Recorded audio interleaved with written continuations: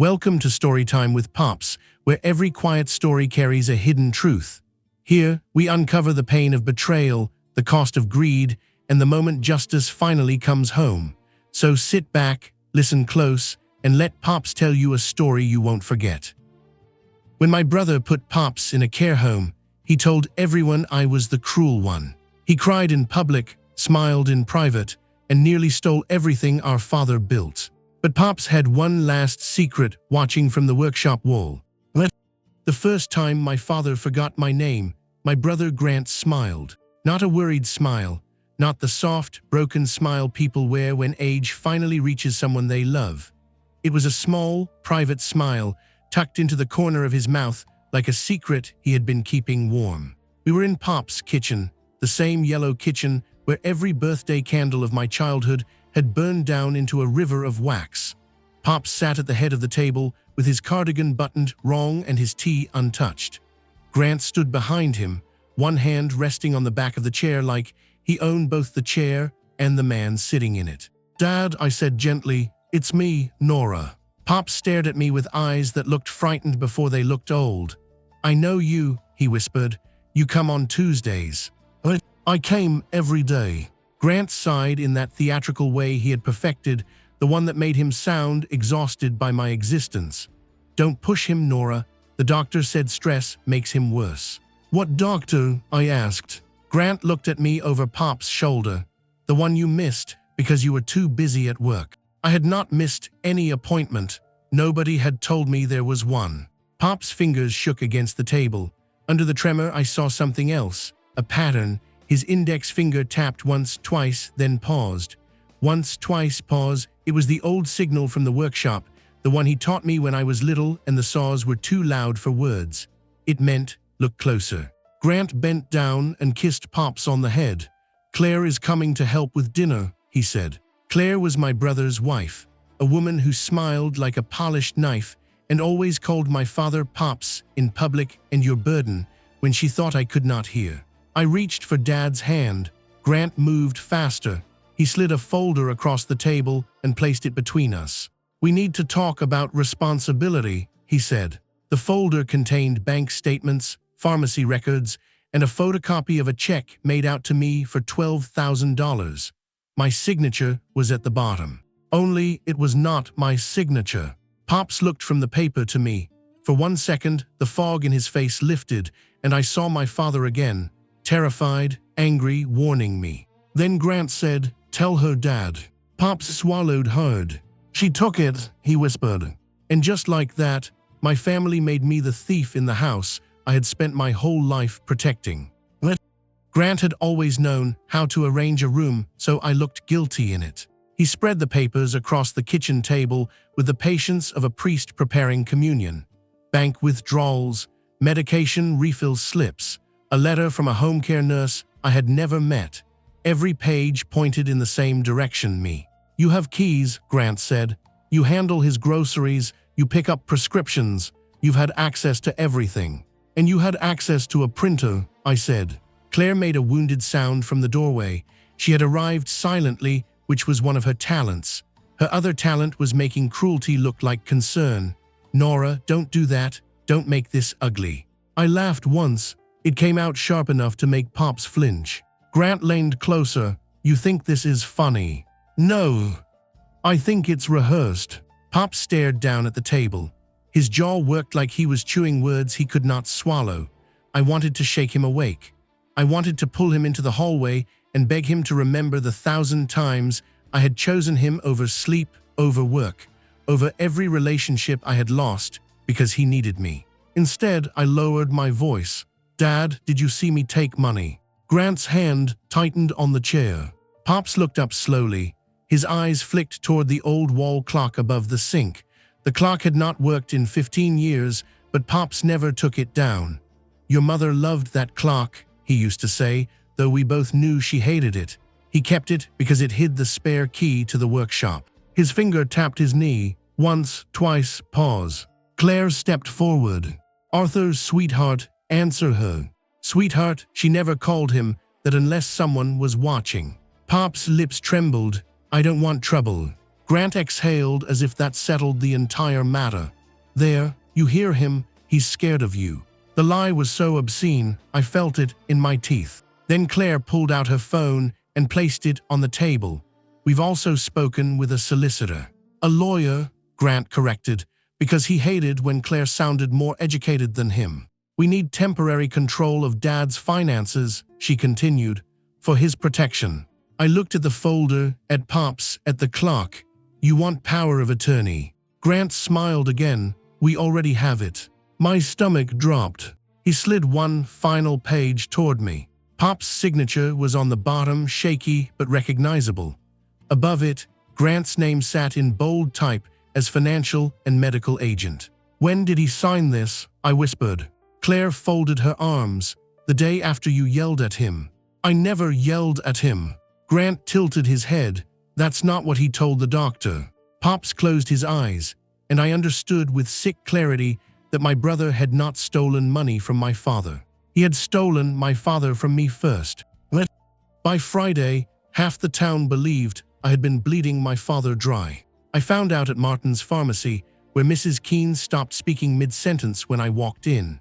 Her eyes slid to the prescription bag in my hand, then to the cashier, then away. People do not need proof when gossip arrives wearing a medical diagnosis. At the register, a woman from church touched my sleeve. Your father is vulnerable, dear, she said, like she was forgiving me in advance for a crime she had already decided I committed. I drove to Grant's house with my hands clenched around the steering wheel. He lived 6 blocks from Pops in a renovated colonial with black shutters, white roses, and a front porch Claire, staged for holidays, no one enjoyed. She answered the door in linen, barefoot, eyes red in a way that looked freshly manufactured. Grant isn't here. Then you can tell me why people think I robbed my father. Claire glanced behind me, making sure the neighbors had an angle. Nora, please lower your voice. I stepped closer. You leaked it. Her face folded beautifully. Tears gathered but did not fall. I defended you for as long as I could. You've never defended me from a paper cut. That made her real face show for half a second. Flat, cold, bored. Then she whispered, you should have let Grant handle things years ago. There it is. She smiled with wet eyes. Your problem is you think being useful makes you loved. I felt that one land. Claire knew exactly where the soft spots were because Grant had given her a map. Behind her on the hall table, I saw a brochure for Holloway Gardens Memory Residence. Expensive, private, the kind of place with fountains out front and locked doors inside. Pops had always said he would rather sleep in his truck than spend one night in a home like that. You're moving him. Claire followed my gaze and slid the brochure under a stack of mail. We are considering options. He still knows where he is. Sometimes, he still knows me. Her smile returned. Does he? For a second, I could not breathe. Grant came up the front walk carrying 2 coffees. He stopped when he saw me, then looked past me at a neighbor pretending to water dead geraniums. Nora, he said loudly, you can't keep showing up like this. I understood the performance too late. Claire stepped backward into the house as if I had pushed her.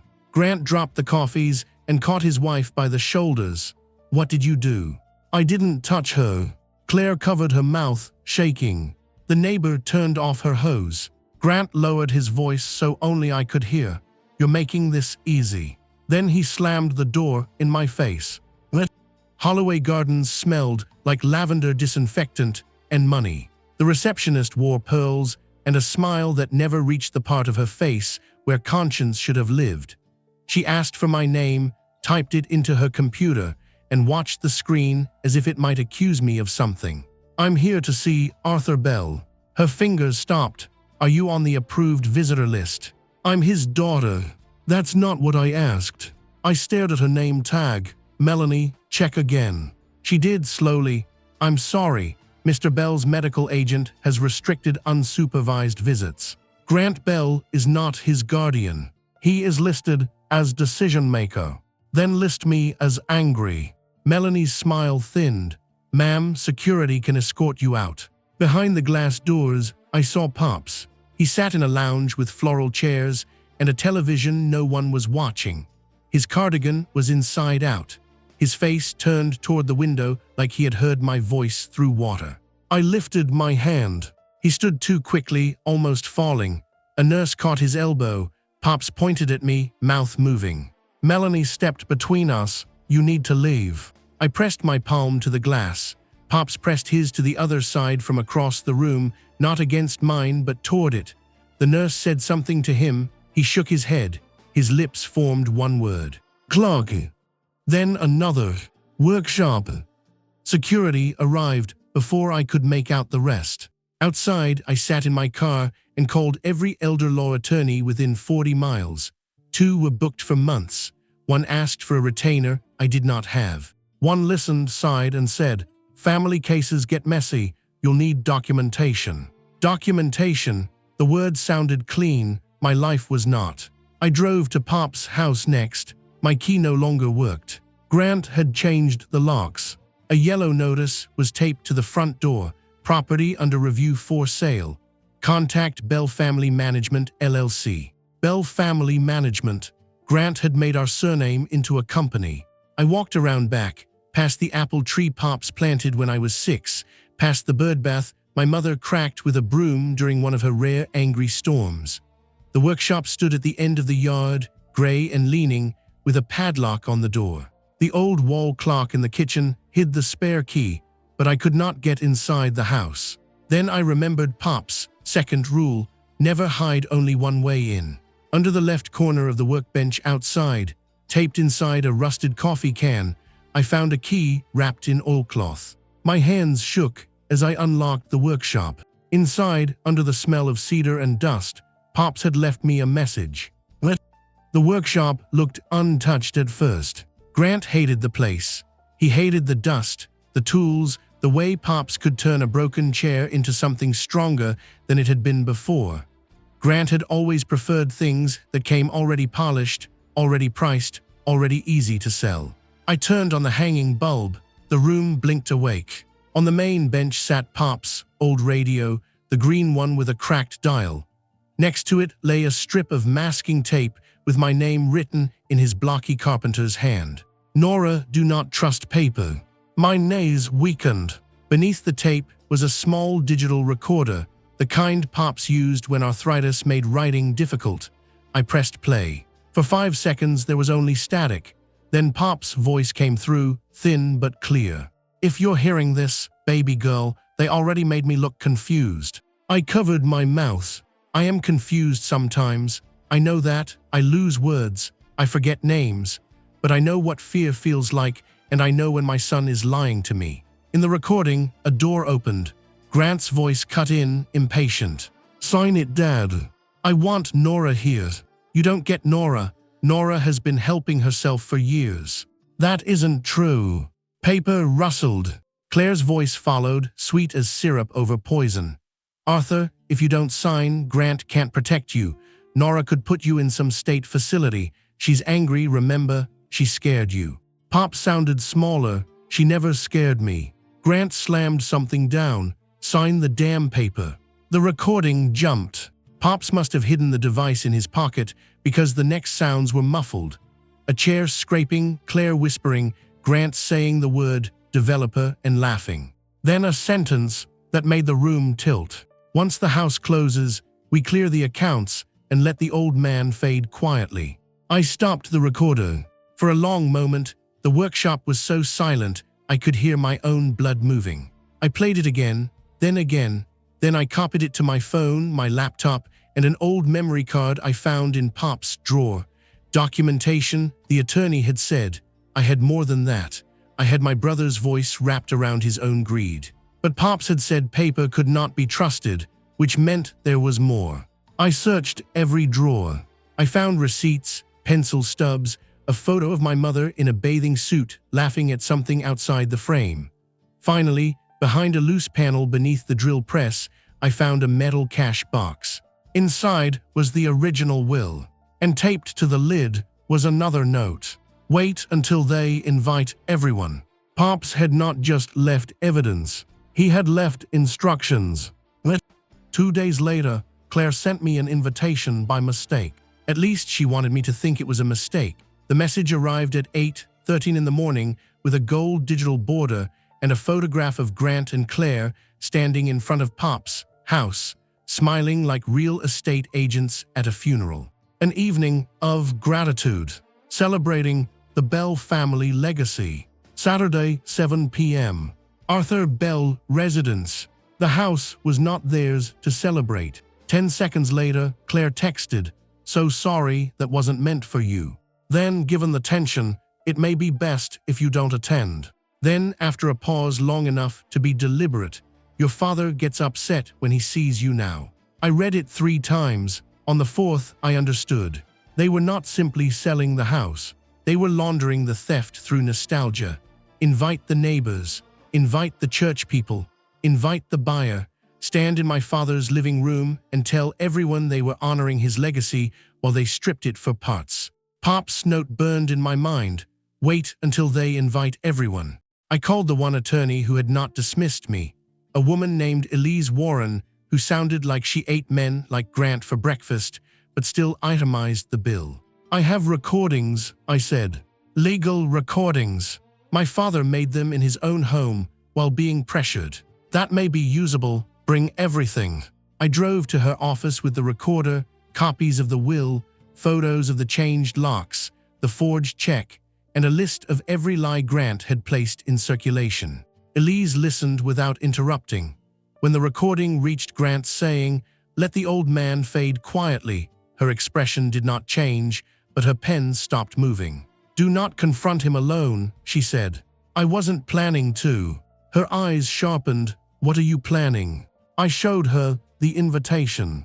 For the first time, Elise smiled. "Public truth is satisfying," she said, "but legal truth is what holds. We need both." By Saturday morning, we had filed an emergency petition, contacted Adult Protective Services, notified the facility, and requested a freeze on the sale. Elise also sent a letter to the developer, who suddenly became very interested in not buying a lawsuit. But Grant and Claire did not know any of that. They spent Saturday hanging lights in Pop's yard.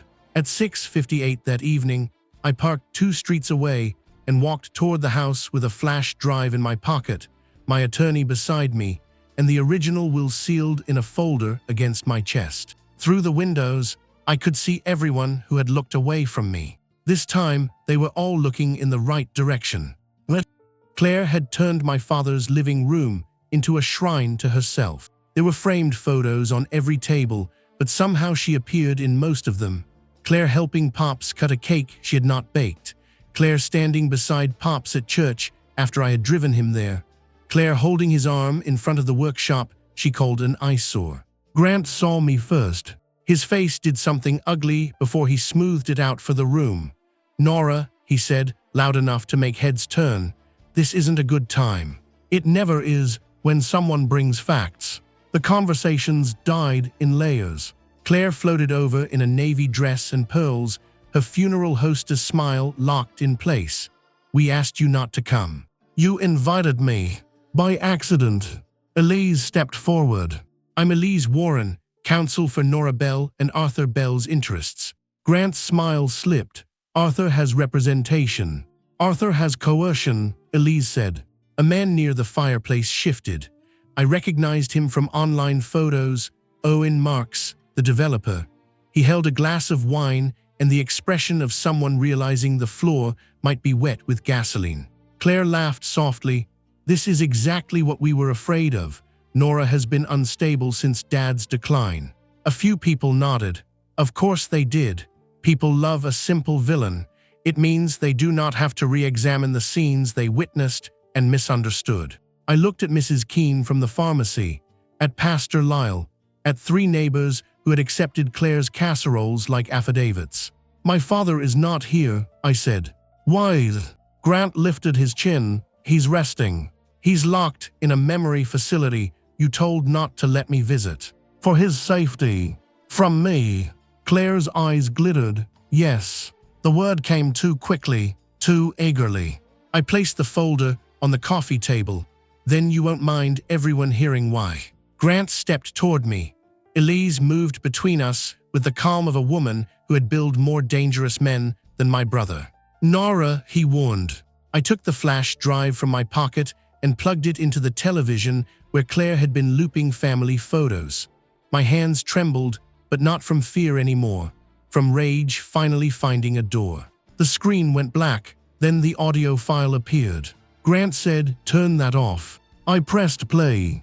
Pop's voice filled the room. "If you're hearing this, baby girl, they already made me look confused." Claire stopped breathing. Grant lunged for the remote.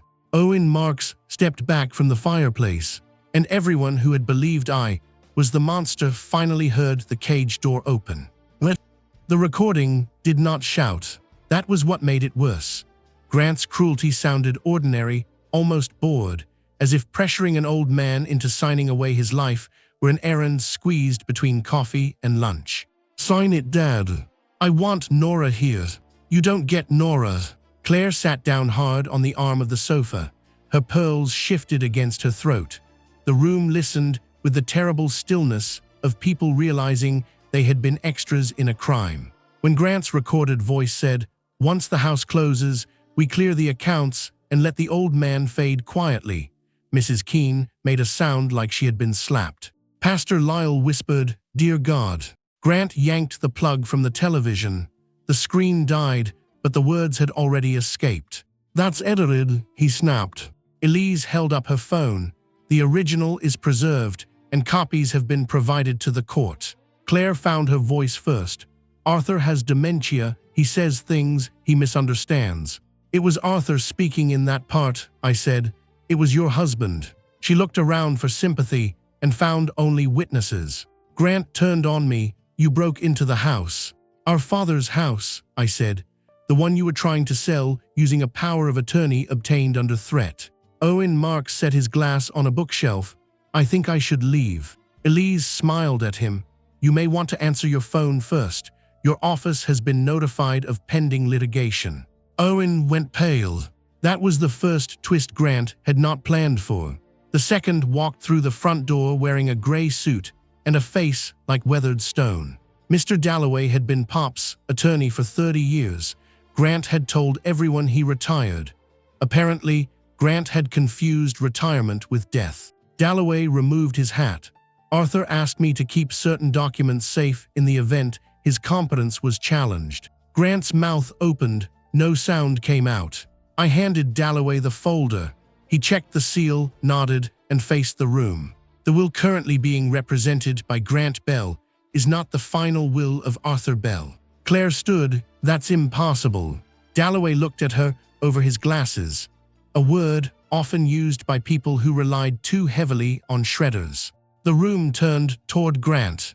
I expected him to deny it.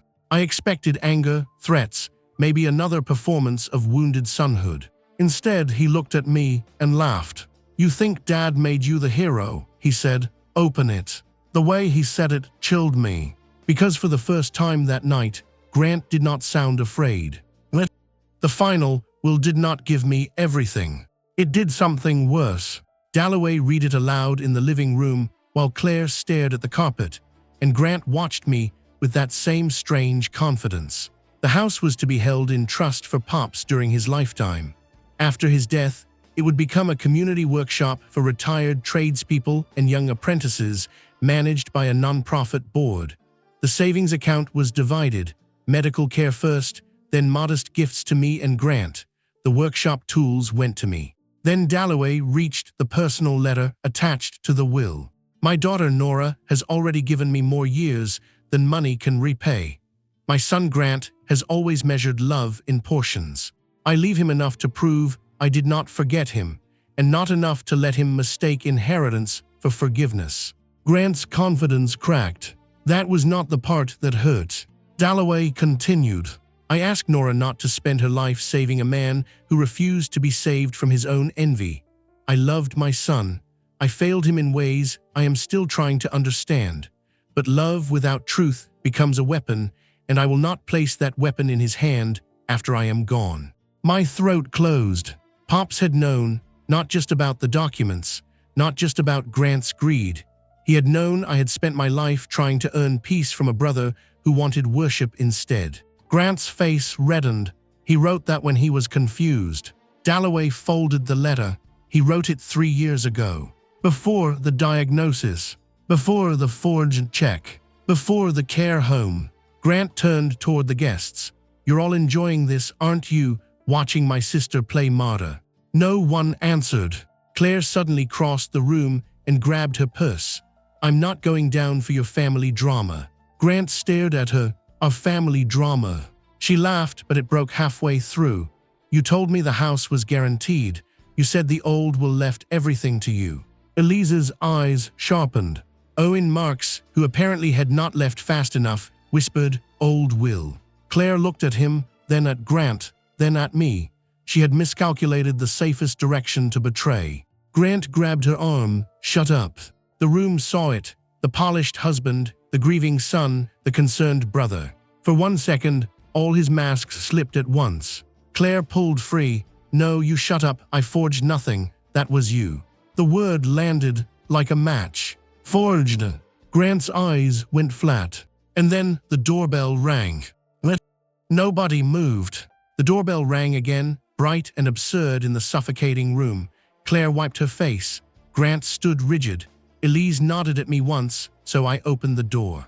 A woman waited on the porch, holding a little boy's hand. She was younger than Claire, maybe 30, with tired eyes and a camel coat too thin for the cold. The boy leaned against her leg, half asleep, clutching a plastic dinosaur. "I'm looking for Grant Bell," she said. Behind me, Claire whispered, "Oh, you have got to be kidding me." Grant shoved through the crowd. "Mara, not now." The woman's face changed when she saw the room full of people. Not surprise, recognition, like a nightmare had finally decided to use lighting. "You said this was a family meeting." Claire laughed once, high and sharp. "Is that what he calls it?" Mara looked at her, then at me, then at Grant. "He told me his father was abusing him financially. He said Nora stole the money and he was trying to recover the estate for his son." Her hand tightened around the boy. "His son." The room inhaled. Claire slapped Grant so hard the sound seemed to crack the ceiling. Grant did not move. He looked at Mara with pure hatred, not because she had exposed him, but because she had done it in front of an audience he had not chosen. "You weren't supposed to come," he said. Mara's eyes filled. "You told me Arthur wanted to meet Eli before the sale." The little boy looked up at his name. Something in me twisted. Grant had built his fraud out of every available weakness. Pop's memory, my loyalty, Claire's greed, Mara's hope, even his own child's existence. Elise stepped beside me. "Mara, did Grant ask you to sign or witness any documents?" Mara hesitated. Grant said, "Don't answer that." She looked at the boy, then at Claire, whose face had gone dead with humiliation. "He had me witness a check. He said Nora had agreed to repay money quietly so Arthur wouldn't press charges." "The forged check. My forged check." Grant lunged toward her. Pastor Lyle and Owen Marks caught him, which would have been funny in another life. Mara began to cry. "I didn't know. I swear I didn't know." For the first time all evening, my anger had nowhere simple to go. It hit Grant, yes, but it also hit the whole architecture of people who believed men like him because they arrived with clean shoes and confident lies. Sirens sounded in the distance. Grant heard them too. He looked at me, and the hatred in his eyes became almost peaceful. "You called police on your own brother." "No," I said, "Pops did." His face changed. Because one more recording had not been played yet. The second recording was different. Pops had made it on what he called a clear morning. I knew because he said so at the start, his voice stronger than in the workshop file. "It is Tuesday. I know it is Tuesday because Nora brings blueberries on Tuesday, and I hate blueberries, but I eat them because she says my heart needs manners." A few people laughed through their discomfort. I did not. I was trying not to break. I am making this before Grant arrives. If he has done what I think he means to do, I want whoever hears this to understand. My daughter did not steal from me. My daughter kept me alive when pride made me difficult and fear made me mean. The police lights washed the windows blue and red. Grant stood with his hands at his sides, breathing through his nose. Pops continued, "My son wants the house. He always wanted proof that I loved him best. I gave him work. He wanted applause. I gave him chances. He wanted surrender. I do not hate him. That is the trouble. Hate would make this clean." That sentence cut through me, because I had wanted hate too. Hate would have been easier than remembering Grant at 7 years old, crying because Pops praised my birdhouse more than his crooked shelf. Easier than remembering how our mother taught him that disappointment was an injury someone else should pay for.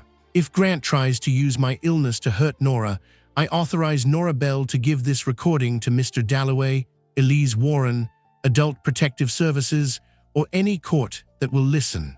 I revoke any document signed under pressure. I ask to go home if I can be safe there, and if I cannot, I ask that Nora stop blaming herself. My vision blurred. The front door opened. 2 officers entered with a woman from Adult Protective Services. Elise spoke to them quietly, handing over copies, dates, names. Grant looked suddenly smaller.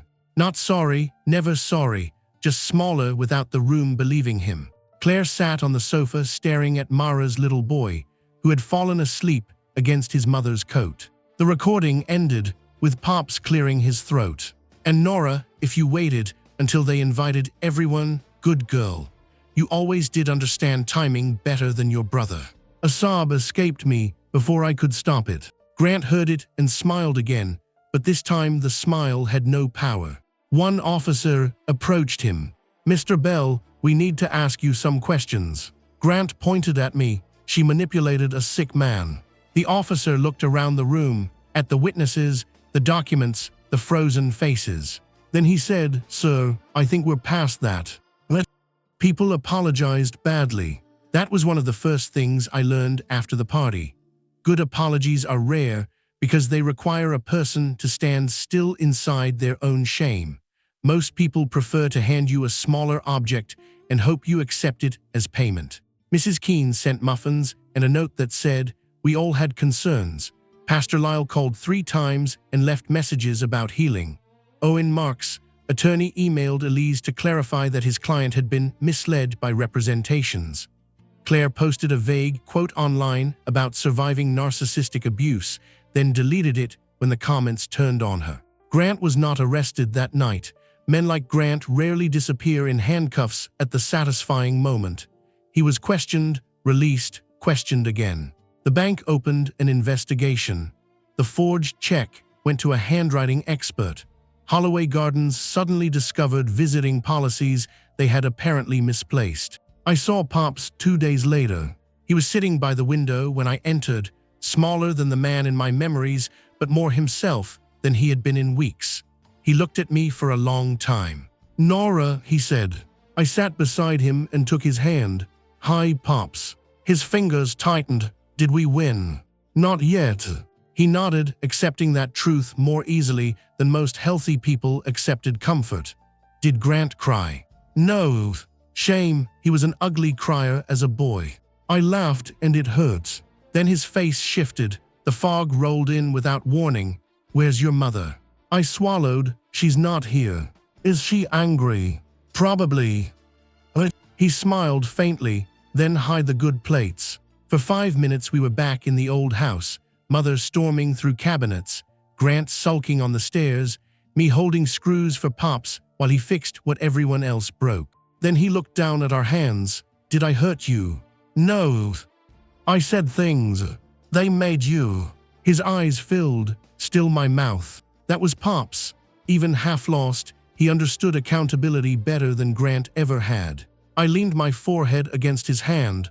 "I knew what you meant." He nodded, but a tear slid into the crease beside his nose. When I left, Melanie at the front desk could not meet my eyes.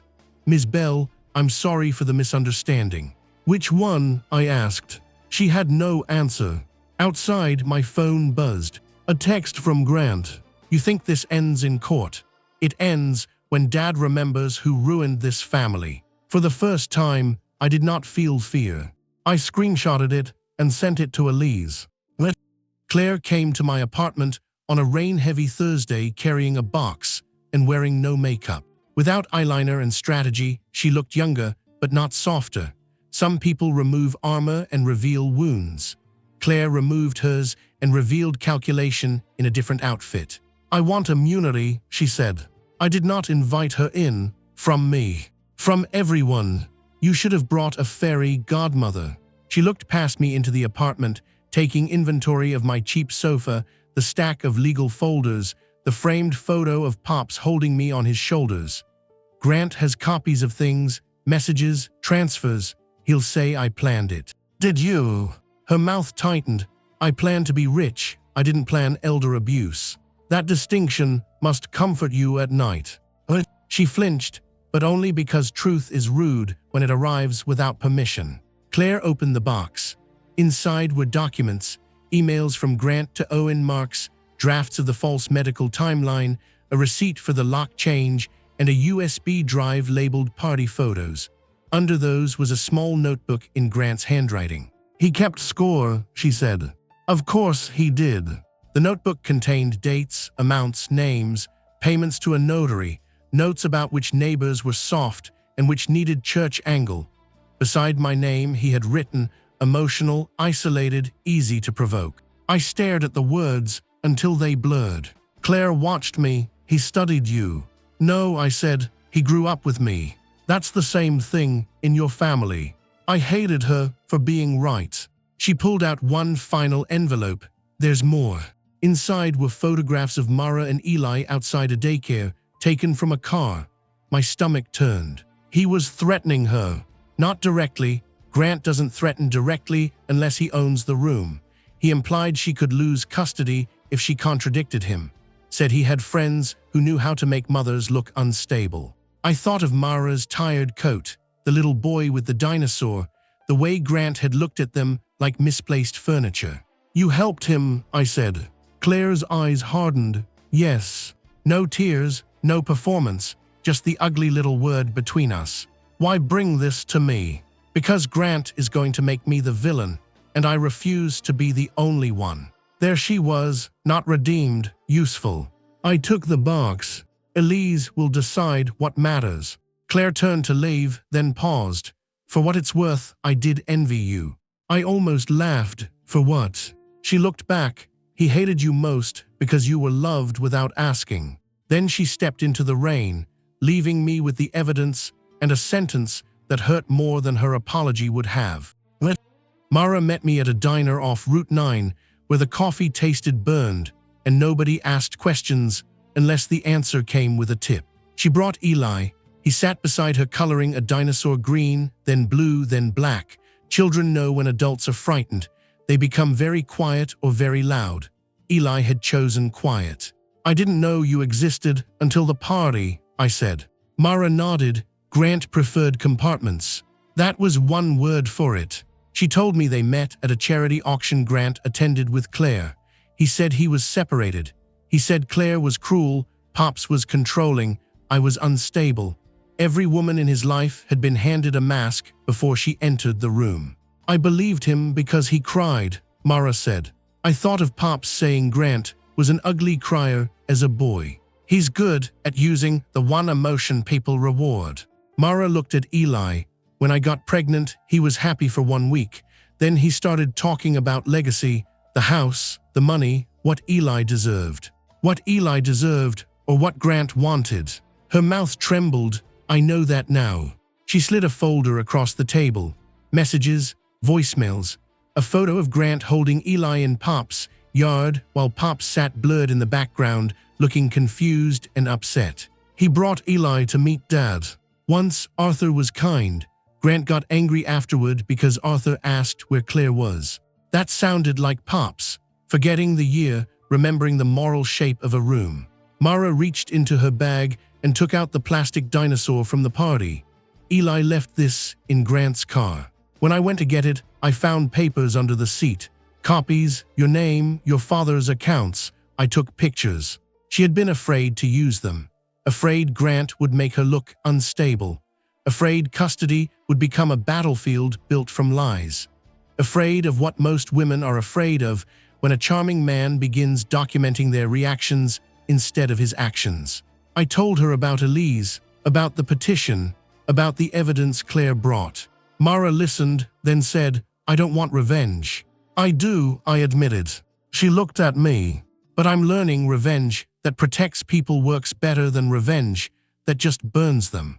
Eli looked up. "Dinosaurs burn." Mara kissed his hair. "Only dragons, baby." He considered this, then handed me the picture. The dinosaur had sharp teeth and a tiny smile. "For your dad," he said. At Holloway the next day, Pops stared at the drawing for a long time. "Grant, boy." "Yes." Pops touched the black crayon lines. "Not his fault." "No." Pops nodded. "Then we don't let him inherit the poison." That became the clearest instruction he ever gave me.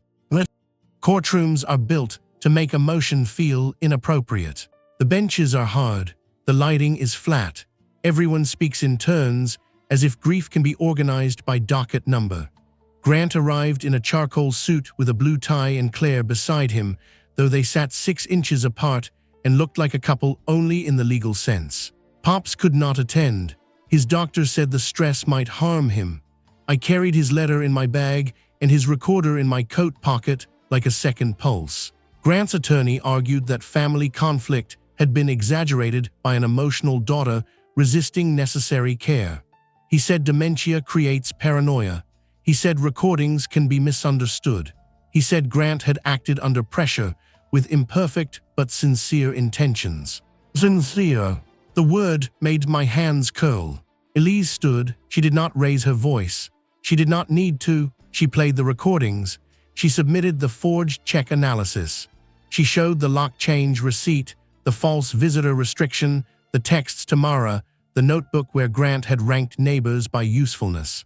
Then Claire testified. Watching Claire tell the truth was stranger than watching her lie. She kept trying to decorate it, to make herself a lesser villain in a room where villains were being measured carefully. But facts kept dragging her back. Yes, Grant said Nora would look guilty because she was emotional. Yes, Grant said Arthur would sign if Nora was kept away. Yes, I contacted neighbors. Yes, I knew the check was suspicious. The judge took notes. Grant stared at the table. Mara testified next. She shook through the first questions, then found something steady when asked about Eli. Grant said his father's house belonged to our son. He said Nora had stolen from a confused old man. I believed him until I saw him try to scare everyone who could prove otherwise. Grant finally looked up. "I never scared you." The judge's eyes lifted. "Mr. Bell, you will not speak." It was the smallest silencing, but I saw Grant feel it like a slap. Men like him can survive hatred. They struggle with being treated as manageable. At the end, Dalloway submitted Pop's final will and the prior revocation documents.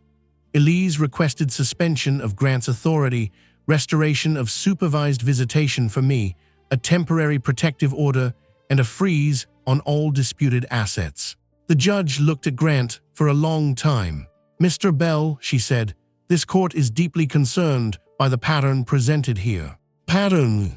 Not misunderstanding, not family drama, pattern. For the first time, the legal word matched the life. Grant cracked in the hallway, not in the courtroom, where he still believed posture could pass for innocence. Not in front of the judge, where his attorney kept one hand near his sleeve like a handler at a dog show. He cracked by the vending machines, beneath a buzzing fluorescent light, while Claire pretended not to know him and Mara took Eli to the restroom. I was buying water when he appeared behind me. "You always had to win," he said. I did not turn around. "You mistook survival for competition." He laughed softly. "There she is, Saint Nora, Dad's little helper, Dad's little conscience." The bottle dropped into the machine tray with a thud. Grant stepped closer. "Do you know what it was like growing up with you? Every time you did something good, it became proof I was bad." "No, Grant. Every time you did something bad, you blamed my goodness for the contrast." That landed. I heard it in his breathing. "You think Dad loved you more because you earned it?" he asked. "I think Pops loved us both, and you hated that love came with limits." His face twisted. For a second, the boy was there again. Not innocent exactly, but younger than the damage. He was going to give the house away, Grant hissed, to strangers, to some charity workshop, after everything I put up with. What did you put up with? Being second. There it was, the rotten seed under every lie. I looked at him then. You weren't second, you were counted. You just couldn't stand that I was counted too.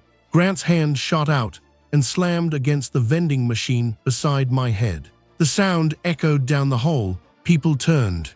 Elise came around the corner immediately.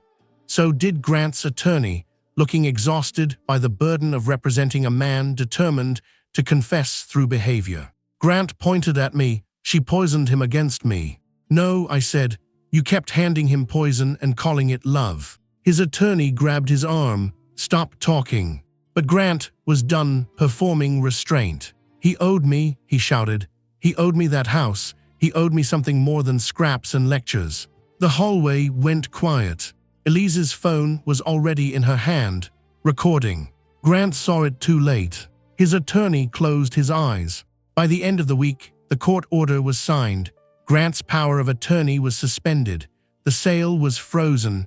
My visitation was restored. A financial guardian was appointed. Criminal investigation expanded. Justice did not arrive like thunder. It arrived like paperwork with teeth. Pops came home on a Monday afternoon. Not permanently, not yet. His care plan required supervision, nurses, locks on medication, and more forms than seemed decent for one human life.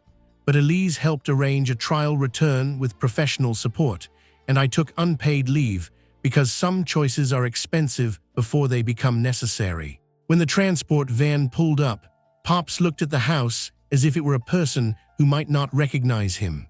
The changed locks were gone. The sale sign was gone.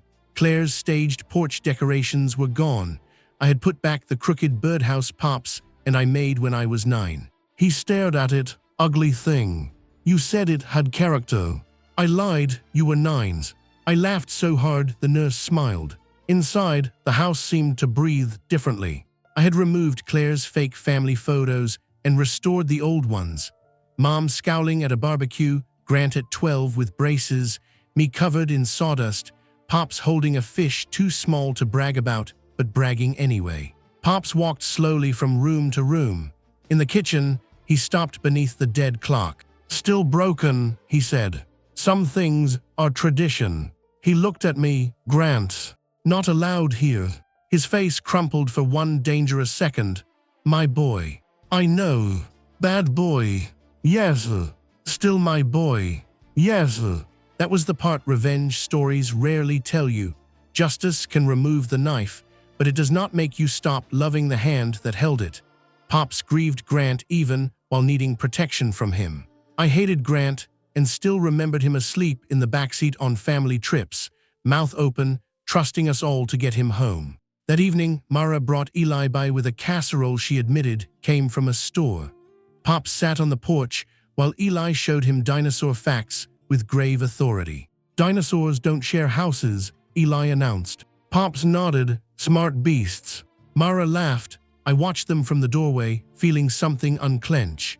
Later, after the nurse left and Pops dozed in his chair, I went to the workshop. The air smelled of cedar again. On the bench sat the recorder, the old radio, the note that had saved us. Do not trust paper. I added a new note beneath it. Trust PATTRNS. Then I locked the workshop, not because I feared what was inside, but because for the first time in months, what was inside belonged to us again. Grant took the plea deal in autumn.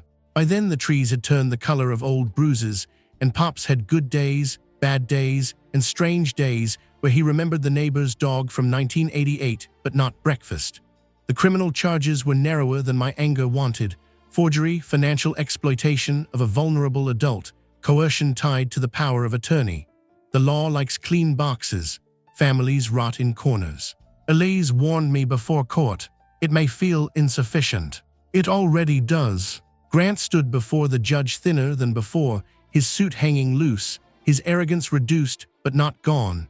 Claire had negotiated separately. Mara had given statements. Owen Marks had vanished behind lawyers and careful denials. When asked if he wished to address the court, Grant said yes. I braced myself for apology. What came was worse. My actions were wrong, he began, reading from a paper. but they occurred in the context of extreme emotional strain caused by my father's decline and long-standing family conflict. There it was, passive remorse, regret with escape hatches. He looked at me only once. I hope my family can heal. Heal as if he had tripped while carrying a knife. The judge accepted the plea. Restitution, probation with conditions, community service, no contact with Pops except through court-approved channels, continued investigation into assets, a felony on his record that would follow him into every room where confidence used to open doors. It was not enough. It was also real. Outside, reporters from a local paper asked for comment because elder exploitation wrapped in family drama had become news. I said only, my father deserved dignity. So does every vulnerable person whose abuser knows which words make them sound caring. That line made the article. At home, Pops asked, jail. No. He nodded slowly. Consequences. Yes. Good. Then, after a long silence, do I have to forgive him? The question broke me in a place I had not protected. No, Pops. Do you? No. He seemed relieved. Good, forgiveness too heavy, put it down. So I did, at least for that evening. We ate soup. Eli's dinosaur drawing hung on the fridge. The dead clock watched over us. Outside, the workshop waited in the dark like an old witness satisfied with the record. That night, I dreamed Grant was a child again, standing outside the workshop window, asking to be let in. In the dream, I opened the door. In the morning, I was grateful dreams are not instructions. The Bell Community Workshop opened 6 months later. Pops was alive to see it, which felt like a miracle with paperwork. The nonprofit board consisted of Elise Dalloway, a retired shop teacher named Mr. Han, Mara, and me. We created weekend classes for teenagers who needed somewhere to put their anger before it became a personality. Retired tradespeople taught repairs, furniture making, basic wiring, patience. Patience was the hardest skill to teach. The sign above the door read Arthur Bell Workshop, fix what can be fixed, know what can't. Pops pretended to hate it, too wordy. You approved it. I was vulnerable. You were bossy. That too. People came, more than I expected. Some came because the newspaper had made the story sound dramatic. Some came because they missed Pops. Some came because every town has people who want to stand near justice after avoiding it when justice was inconvenient. Mrs. Keene arrived with muffins again. This time she said, I should have asked you. Yes, I said. She waited for me to soften it. I did not. Then I took the muffins because accountability and baked goods can exist in the same room.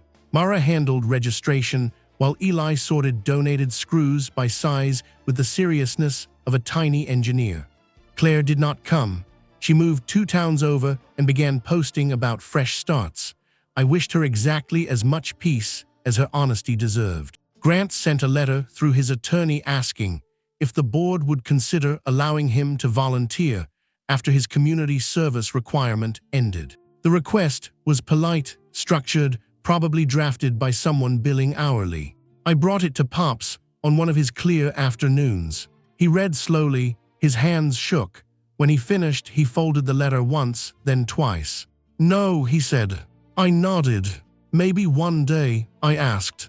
Pops looked toward the workshop floor, where Eli was laughing as Mr. Han showed him how magnets worked. A door closed is not always locked forever, but a man who burned a house down doesn't get handed matches because he misses warmth. So the answer remained no. At the opening ceremony, Pops gave a speech that lasted only 30 seconds. My daughter saved my house, he said, but that's not the best thing she did. She stopped trying to save everyone who wanted her drowning. I cried in front of 47 people and 1 local reporter. This time, nobody mistook my tears for weakness. Pops forgot the party eventually. He forgot Holloway Gardens, the court hearing, the recordings, even the scandal that made our family name travel through town like weather. Memory took the sharpest things first, then the softer ones, then strange pieces from the middle. Some days he thought Grant was away at college. Some days he asked if my mother had forgiven him for buying the ugly clock. Some days he knew exactly what had happened and sat quietly under the weight of it. But he remembered the workshop, not always its name, not always why teenagers came on Saturdays or why Mara handled the sign-in table. But he remembered the smell of cedar, the feel of sandpaper, the rule that you measure twice because wood is less forgiving than pride. One winter evening, after everyone left, I found him sitting at the bench with Eli beside him. Eli was older now, all elbows and questions. Between them sat a small birdhouse, crooked in a familiar way. "Looks terrible," Pops said. Eli beamed. "Nora said terrible means character." Pops looked at me across the room, and for one clear second, he knew everything. The kitchen, the folder, the locked doors, the party, the way truth had sounded coming through Claire's expensive television. "You waited," he said. I walked closer, until they invited everyone. He nodded. "Good girl." I used to hate being called that. It sounded small, obedient, easy to dismiss. From Pops, that night, it meant something else. It meant I had not become cruel just because cruelty had studied me. It meant I had learned timing without losing mercy. It meant I had survived the kind of betrayal that tries to make you doubt your own memories. Grant never returned to the workshop. Years later, I heard he lived in another state, selling insurance, telling people his sister stole his inheritance with a fake sob story. That was fine. Some people do not change, they simply relocate the audience. Claire remarried. Mara built a life that did not require believing a man's sadness before checking his facts. Eli grew tall enough to reach the top shelves and still sorted screws when anxious. And me. I stopped explaining myself to people committed to misunderstanding me. The house never became mine.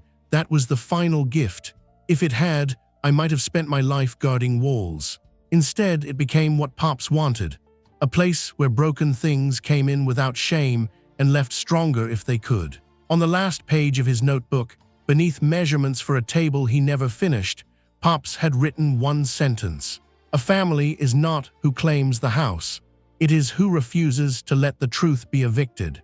I framed that page and hung it beside the dead clock. The clock still does not work, but every time I pass it, I remember exactly what time it is.